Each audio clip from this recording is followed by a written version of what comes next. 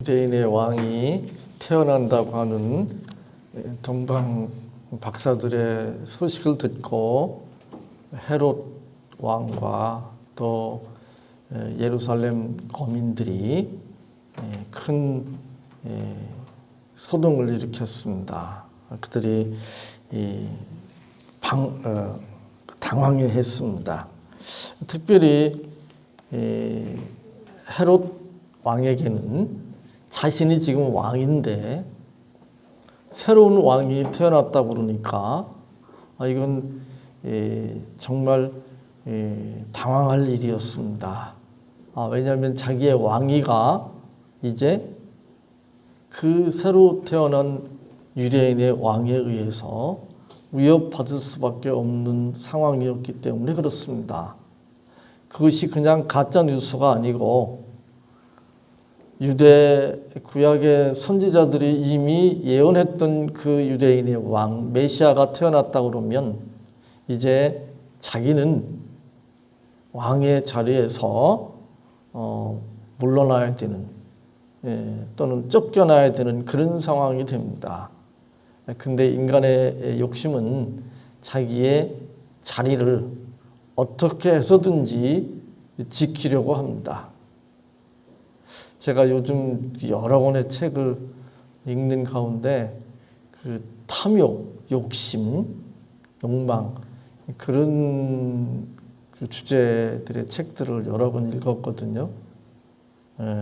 그 탐욕, 욕심의 그 모습이 여러 가지 형태로 이제 나타날 수 있는데 사람들이 얼마나 이 욕망의 포로가 되어 있는지 자신이 그 가지고 있는 것은 어떻게 해서든지 잃지 않으려고 지키려고 그것을 또 키우려고 발버둥치는지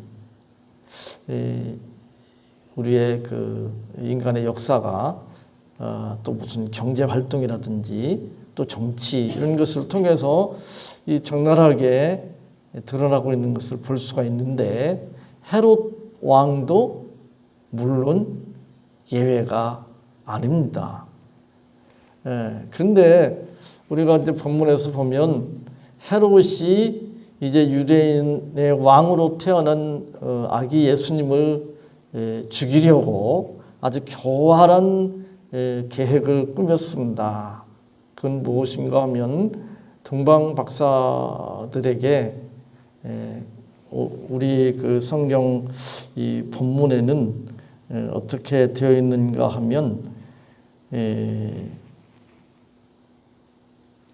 8절에 베들레헴으로 보내며 이르되 가서 아기에 대하여 자세히 알아보고 이렇게 되어 있고 그 개역 한글은 아마 가만히 7절에 가만히네요. 이에 헤롯이 가만히 박사들을 불러 별이 나타난 때를 자세히 묻고 여기 가만히라는 표현이 나오는데 이 영어 성경에 보면 secretly라고 하는 그 단어를 사용하고 있거든요. 그러니까 비밀히 또는 은밀히 박사들을 불러가지고 이제 부탁을 하는 거예요. 가서 경배하고 나한테 알려줘라. 근데 우리말 성경에는 그 생략되어 있는데 영어 성경 보면 as soon as라고 하는 표현이 들어가 있거든요. 경배하면 바로 나한테 와가지고 얘기해달라. 나도 경배하게. 근데 실제로는 경배하려고 그런 것이 아니라 그 유대인의 왕으로 태어난 아기 예수님을 없애기 위해서 제거하기 위해서 그렇게 동방 박사들에게 거짓말을 한 거죠. 이 세 번역에 보면 이렇게 번역되어 있습니다. 그 아기를 샅샅이 찾아보시오. 찾거든 나에게 알려주시오. 샅샅이 찾아보시오. 찾거든 나에게 알려주시오. 이렇게 부탁을 했는데 하나님께서 개입하셔서 동방 박사들이 헤롯에게 돌아가지 못하게 하셨습니다. 그리고 요셉에게 또 나타나셔서 아기 예수님을 애굽으로 피신시키도록 이렇게 인도하셨습니다. 헤롯이 아무리 교활하고 치밀하게 계획을 세워서 유대인의 왕으로 태어나신 예수님을 죽이려고 했지만 그러나 하나님의 계획과 뜻을 방해하거나 이길 수는 없습니다. 우리가 이 세상 살아가면서 분명하게 믿어야 될 것이 있습니다. 우리의 계획과 우리의 뜻과 우리의 노력이 결코 하나님의 계획과 뜻과 하나님의 열심을 방해하거나 그것을 이길 수 없다고 하는 사실입니다. 그러니까 신앙생활 하면서도 하나님의 계획과 뜻이 무엇인가에 대해서 성경 말씀을 통해서 분명하게 또 구체적으로 알고 또 그 계획과 뜻을 따라서 살아야 되겠다. 이런 자세를 가지고 살지 않고 그냥 교회 나오는 건 교회 나오는 거고 세상 사는 것은 자기 뜻과 계획에 따라서 자기 노력에 따라서 살겠다. 이렇게 신앙생활 한다면 정말 어리석은 사람입니다. 헤롯이 얼마나 교활하게 치밀하게 자기 자리를 왕위를 지키기 위해서 다르게 말하면 유대인의 왕으로 태어난 예수님을 죽이려고 애를 썼는가.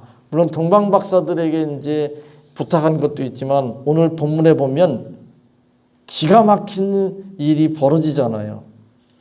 오늘 본문에 보면 16절에 이에 헤롯이 박사들에게 속은 줄 알고 심히 노하여 사람을 보내요 베들레헴과 그 모든 지경 안에 있는 사내 아이를 박사들에게 자세히 알아본 그때를 기준하여 2살부터 그 아래로 다 죽이니 자기 왕위 지키기 위해서 이런 천인공노할 짓을 하잖아요.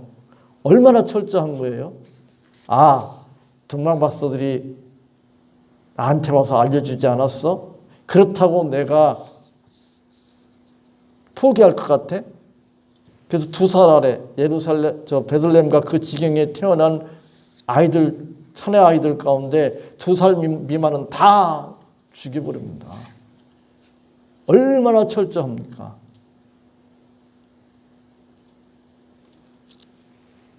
고대 왕들이 그렇게 하잖아요.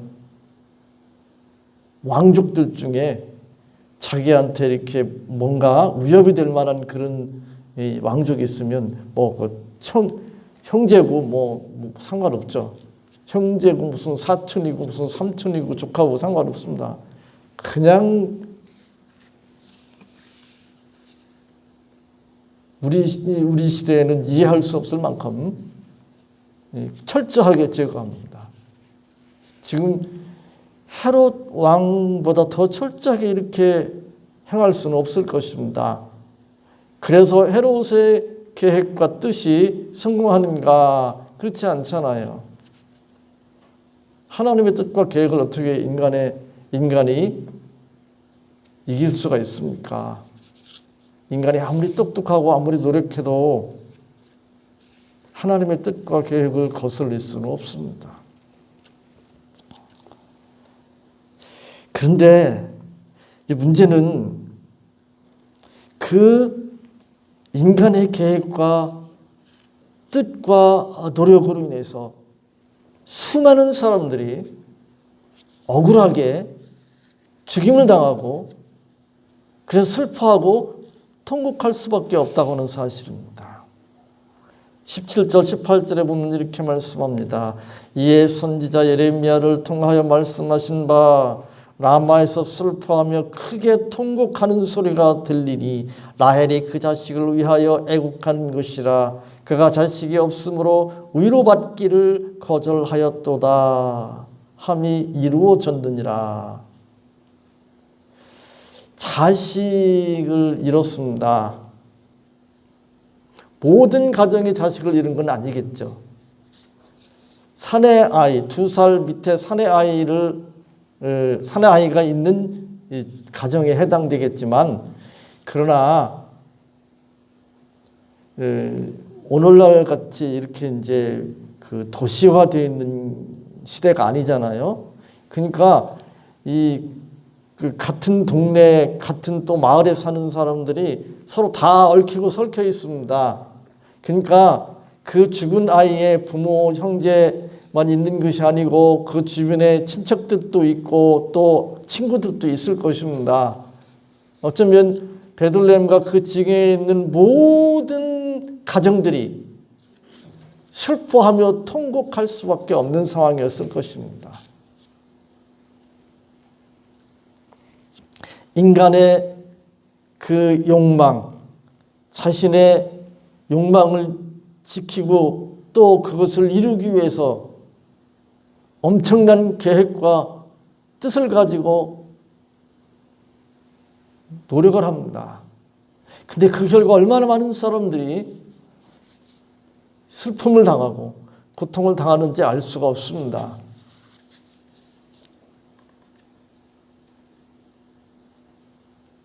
정치 세계를 보아도 그렇고 또 그 기업들을 보아도 그렇습니다. 한 개인의 또는 어떤 집단의 이익을, 그들의 욕망을 충족시키기 위해서 얼마나 많은 사람들을 희생시키는지, 그리고 그것에 희생된 사람들이 얼마나 슬퍼하고 고통스러워하는지 우리는 주변에서 너무 실감나게 보고 있습니다. 그것이 이 세상의 모습입니다.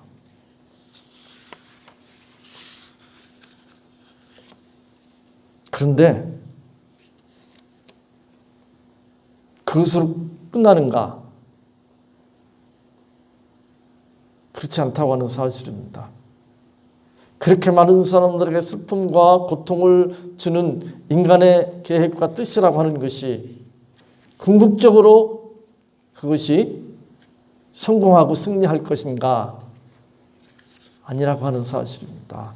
궁극적으로 성취되는 것은 하나님의 뜻과 계획이라고 하는 사실입니다. 우리가 그 믿음을 가지고 있기 때문에 현실에서 당하는 여러 가지 힘들고 어렵고 슬프고 고통스러운 것들을 감당하고 또 인내할 수 있습니다. 오늘 인용한 말씀은 17절에 예레미야를 통하여 말씀하신 바라고 분명하게 기록하고 있는 것처럼 예레미야 31장 15절 말씀을 인용한 것입니다. 근데 이 예레미야 선지자가 이런 예언을 한 배경이 무엇인가? 이 예레미야 선지자는 뭐 눈물의 선지자 뭐 그런 표현도 쓰는데 이 예레미야 선지자는 눈물을 흘리면서 간절하게 남유다죠. 유다의 멸망을 예언하면서 이 바벨론에게 항복하라고 권면합니다. 말이 안 되는 소리 같잖아요. 왜냐하면 바벨론은 유대의 원수, 적대국이거든요. 근데 거기에 항복하라는 거예요. 당당히 나서서 하나님을 의지하고 싸워라. 이래야 되는데, 그래서 예레미야 선지자는 매국노다, 또 거짓 선지자다, 이렇게 사람들이 생각을 했습니다. 그래서 말할 수 없는 박해를 당하고 옥에 갇히기도 하고 또 생명의 위협을 받기도 했습니다. 그러나 예레미야가 그런 예언을 한 것은 그가 매국노이거나 거짓 선지자였기 때문에 그렇게 한 것이 아니라 하나님으로부터 그런 소명을 받았기 때문에 그렇게 유대 백성들에게 눈물을 흘리면서 간절히 하나님의 말씀을 전했습니다. 마태복음 5장 11절로 12절에 보면 이렇게 기록되어 있습니다. 나로 말미암아 너희를 욕하고 박해하고 거짓으로 너희를 거슬러 모든 악한 말을 할 때에는 너희에게 복이 있나니 기뻐하고 즐거워하라. 하늘에서 너희의 상이 큼이라. 너희 전에 있던 선지자들도 이같이 박해하였느니라. 하나님의 말씀으로 인해서 예레미야 선지자가 박해를 받았습니다. 생명의 위협을 받았습니다. 예수님으로 인하여 예수님의 말씀대로 살려고 힘쓰고 애쓰는 것 때문에 그리스도인들이 사람들에게 욕을 얻어먹고 박해를 받을 수 있습니다.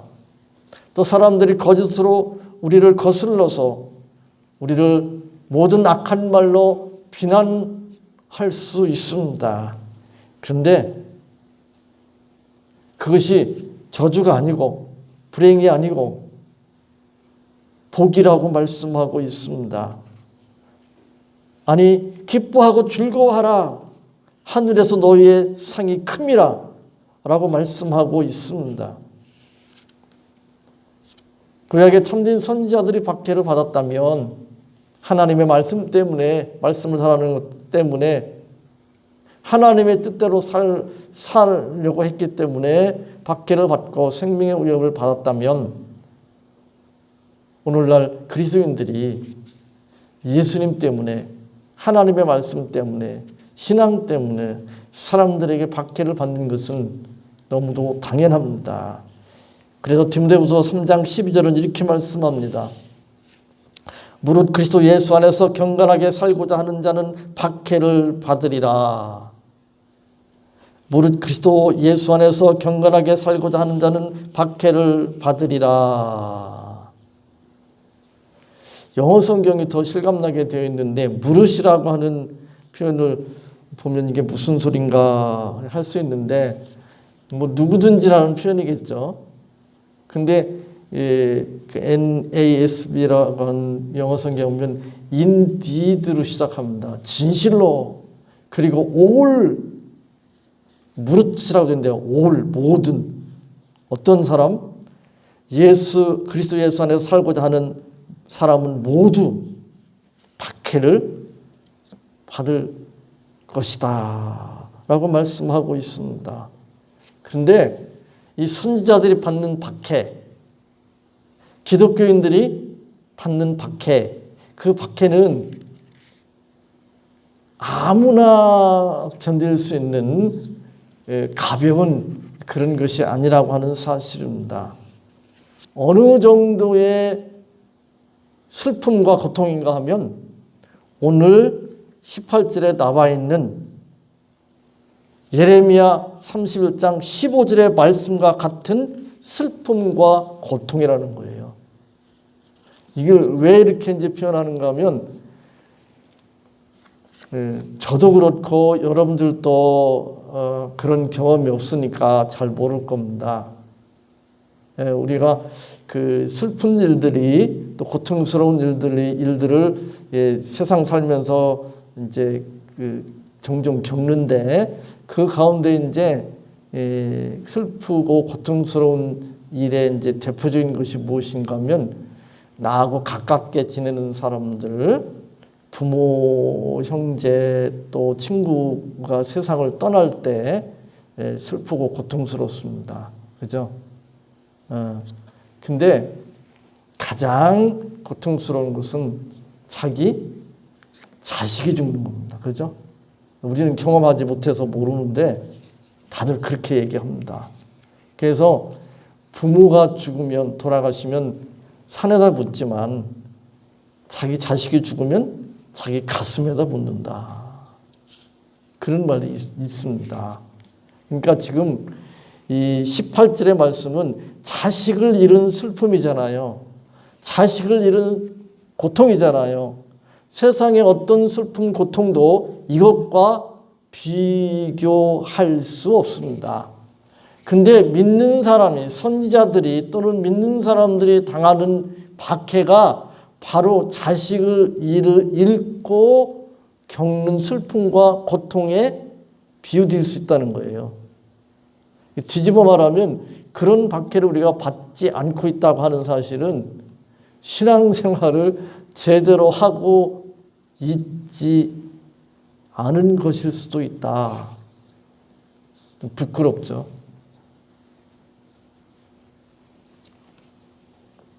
라마에서 슬퍼하며 크게 통곡하는 소리가 들리니 라고 했는데, 라마 그러면 라마가 어떤 곳인가 하면 야곱에게는 4명의 여인이 있었잖아요.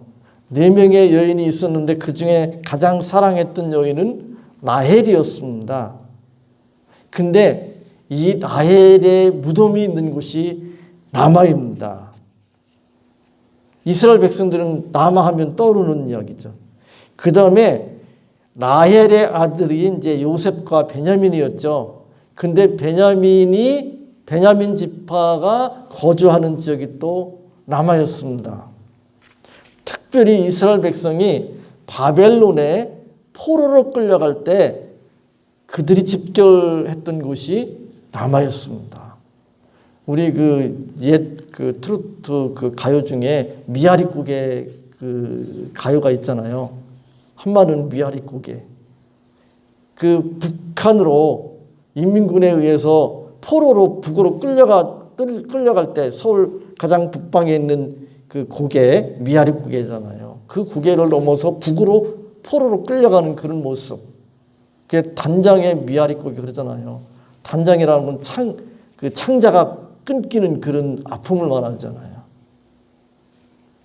그러니까 라마 그러면 이스라엘 백성들에게는 정말 슬픔과 그 고통의 그 기억, 그것을 상기시키는 지역이라고 말할 수 있습니다. 자식 잃은 고통이, 슬픔이 바로 그런 고통이고 슬픔이라는 것을 이야기하고 있습니다. 이스라엘 백성이 하나님께 범죄했습니다. 그래서 하나님께서 이스라엘 백성들을 사랑하시기 때문에 그들을 그냥 둘 수가 없었습니다. 그래서 바벨론의 침략을 받고 나라가 황폐화되고 백성들은 포로로 끌려가게 하셨습니다. 그런데 이제 그 상황이 되니까 정말 슬프고 고통스러운 상황이잖아요. 근데 지금 슬픔과 고통의 시작에 불과합니다. 바벨론에 가서 70년 동안 노예처럼 살잖아요. 근데 그 고통과 슬픔이 어떤 일을 하는가 하면 이스라엘 백성들이 자기들이 하나님을 제대로 믿지 않고 우상을 숭배하면서 그렇게 죄악된 삶을 살았던 것에 대해서 이제 돌아보게 되는 거죠. 자기들이 잘못 살았다. 자기들의 욕망을 따라서, 자기들의 계획과 뜻을 따라서 우상을 숨겼다. 하나님을 섬긴다고 했지만 우상을 섬기듯이 살았다. 그래서 하나님께서 우리를 포기할 수 없어서 우리에게 이런 슬픔과 고통을 주셔서 우리로 하여금 회개케 하시려고 이렇게 바벨론의 침략을 받고 포로로 끌려가게 하셨다. 이제 그런 유대 백성들에게 예레미야 선지자는 이렇게 예언합니다. 예레미야 31장 31절로 33절에 보면 여호와의 말씀이니라 보라 날이 이르리니 내가 이스라엘 집과 유다 집에 새 언약을 맺으리라. 이 언약은 내가 그들의 조상들의 손을 잡고 애굽 땅에서 인도하여 내던 날에 맺은 것과 같지 아니할 것은 내가 그들의 남편이 되었어도 그들이 내 언약을 깨뜨렸음이라. 여호와의 말씀이니라. 그러나 그날 후에 내가 이스라엘 집과 맺을 언약은 이러하니 곧 내가 나의 법을 그들의 속에 두며 그들의 마음에 기록하여 나는 그들의 하나님이 되고 그들은 내 백성이 될 것이라. 여호와의 말씀이니라. 이 예언은 물론 이스라엘 백성들이 이제 바벨론의 침략을 받고 국토가 황폐화되고 또 포로로 끌려가서 노예처럼 살지만 그러나 이제 하나님께서 다시 이스라엘을 회복시키실 것이다 라고 하는 예언이기도 하지만, 그러나 궁극적으로 예수님께서 이 세상에 오셔서 우리와 새 언약을 맺으시고 하나님의 나라가 세워질 것이라고 하는 예언이기도 합니다. 그래서 예레미야 31장 31절에 새 언약을 맺으리라. 이 새 언약이라고 하는 말씀이 고린도전서 11장 25절에 이렇게 기록되어 있습니다. 식후에 또한 그와 같이 잔을 가지시고 이르시되 이 잔은 내 피로 세운 새 언약이니 이것을 행하여 마실 때마다 나를 기념하라 하셨으니. 히브리서 9장 15절도 이로 말미암아 그는 새 언약의 중보자시니 이는 첫 언약 때에 범한 죄에서 성량하려고 죽으사 부르심을 입은 자로 하여금 영원한 기업의 약속을 얻게 하려 하심이라.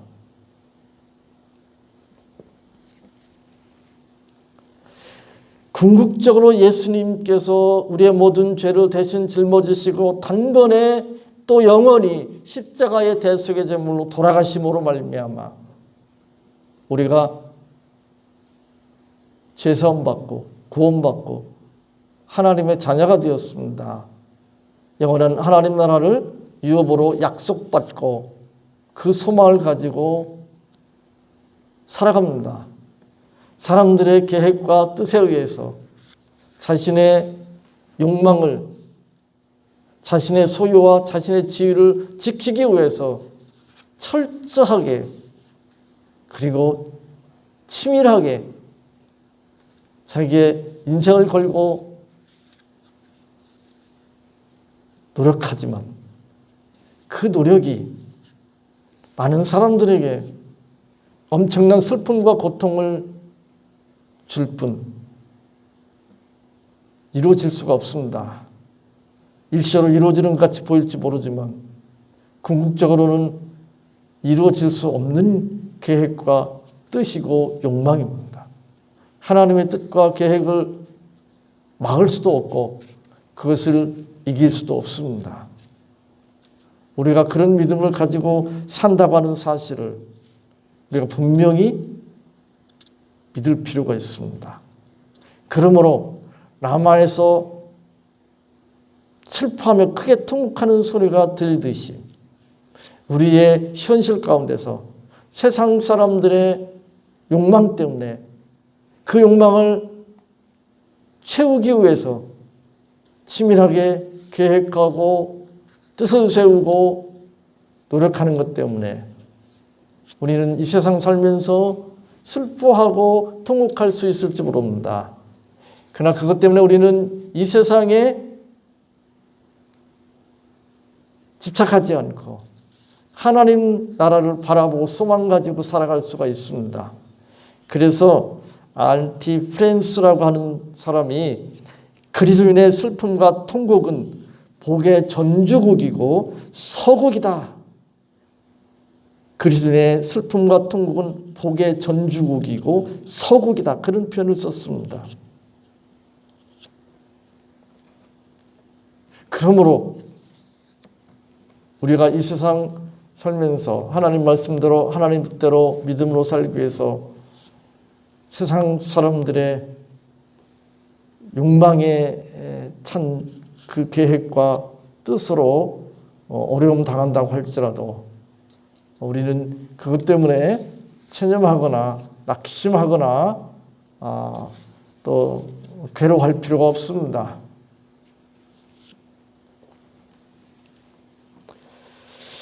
그 신앙생활을 하더라도 사람들이 너무 가볍게 이렇게 신앙생활을 하는 그런 모습을 볼 수가 있습니다.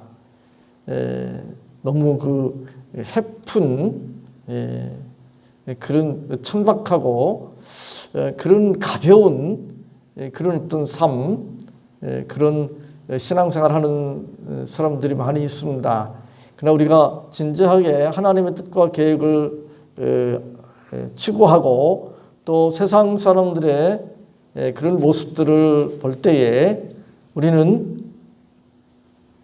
슬퍼하고 통곡할 수밖에 없는, 탄식할 수밖에 없는 세상이라고 하는 것을 우리가 알아야 됩니다. 그리고 그런 슬픔과 탄식을 가지고 안타까워하고 괴로워하고 세상에 대해서 걱정하면서 하나님을 바라보고 나아갈 수 있다면 그 슬픔과 통곡은, 그 안타까움은 복의 전주국이고 소국이라고 말할 수 있습니다. 이 믿음 가지고, 이 소망 가지고 어떤 형편, 어떤 상황, 어떤 슬프고 고통스러운 상황이라고 할지라도 소망을 가지고 믿음으로 감당하시고 이겨내시기를 바랍니다. 하나님 감사합니다. 오늘 이 말씀 붙들을 수 있도록 도와주시옵소서. 저희들 긍휼히 여겨 주시옵소서. 인간의 계획과 뜻이 아무리 치밀하고 또 그 노력이 대단하다고 할지라도 그것은 인간의 욕망을 충족시키며 자기의 소유와 자기 자리를 지키기 위한 것에 불과하며 그것은 하나님의 뜻과 계획에 배치될 뿐만 아니라 결코 궁극적으로 성취될 수 없는, 성공할 수 없는 것이며 오직 전능하신 하나님, 주권자 되신 하나님의 뜻과 계획만이 온전히 궁극적으로 성취되고 또 승리를 이룰 줄 믿습니다. 이 믿음 가지고 오직 하나님 바라보며 하나님 말씀 붙들고 하나님의 뜻과 계획에 합당하게 복된 인생 살아갈 수 있도록 늘 도와주시고 인도해 주옵소서. 예수님의 이름으로 기도하옵나이다. 아멘.